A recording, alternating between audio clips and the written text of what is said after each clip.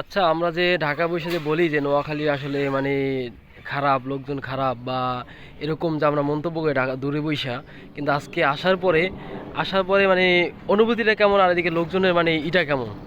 ধন্যবাদ জুবায়ের।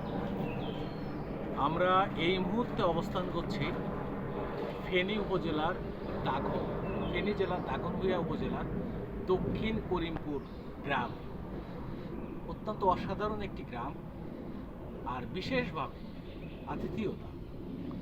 একজন মানুষকে কিভাবে সম্মান করতে হয়, কিভাবে মূল্যায়ন করতে হয়, কিভাবে যত্ন করতে হয়, আপ্যায়ন করতে হয়, এটি এই অঞ্চলের মানুষ এত সুন্দরভাবে করেন।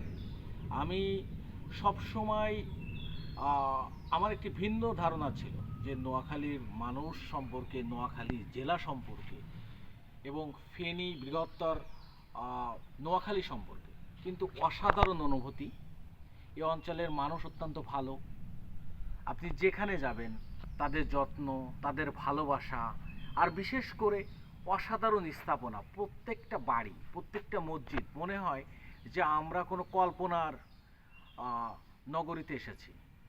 কোনো একটি কাল্পনিক একটি বাড়ির কথা যখন আপনি চিন্তা করবেন, ঠিক তেমনই আপনার মনে হবে যে না, এই অঞ্চলটা এত অসাধারণ।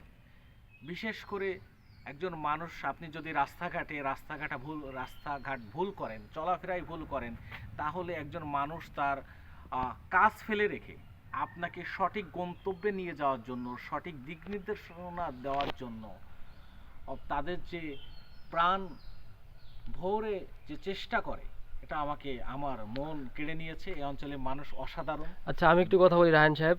এই মাত্র যে আমরা আসলাম, এক মুরব্বী দেখলেন কাজ করতেছিল, আমরা পথটা ভুলে যাওয়ার কারণে মানে আমরা আসতে পারতেছি না, কিন্তু সে তার কাছে যাওয়ার পরে আমরা সালাম বিনিময় করার পরে তখন আমাদের পরিচয় জানার পরে যে আমাদেরকে আমাদের গন্তব্যে নিয়ে আসছে, এটুকুর অনুভূতিটা আপনি কেমন? দেখেন, আপনি জানেন যে আমরা গতকালকে যখন এসেছিলাম দাগনভূঞাতে, আসার পর সেখান থেকে একজন সিএনজি চালক, আমরা যখন দক্ষিণ করিমপুর আসলাম, আসার পরে এইখানে একটা বাড়ির কথা আমরা বলেছি। সেই বাড়ি উনি বলেছে রাত্রে 10টা বাজে আপনি কিভাবে যাবেন। উনি বাড়ি পর্যন্ত, একদম ওনার বাসার সামনে পর্যন্ত উনি আমাদেরকে এগিয়ে দিয়েছেন। তা আর আজকে যে কথাটি বললেন, আপনি একজন মুরব্বী কাজ ফেলে রেখে তিনি আমাকে পথ দেখিয়েছেন, হেঁটে এসে এগিয়ে দিয়েছেন, এটা আমাকে অসাধারণভাবে আমার মনকে নাড়া দিয়েছে। আমি বিশেষ করে এই সকল মানুষ যাদের আচরণে আমরা সন্তুষ্ট। আসলে মানুষ পৃথিবীতে বেঁচে থাকে তার কর্মের মধ্য দিয়ে।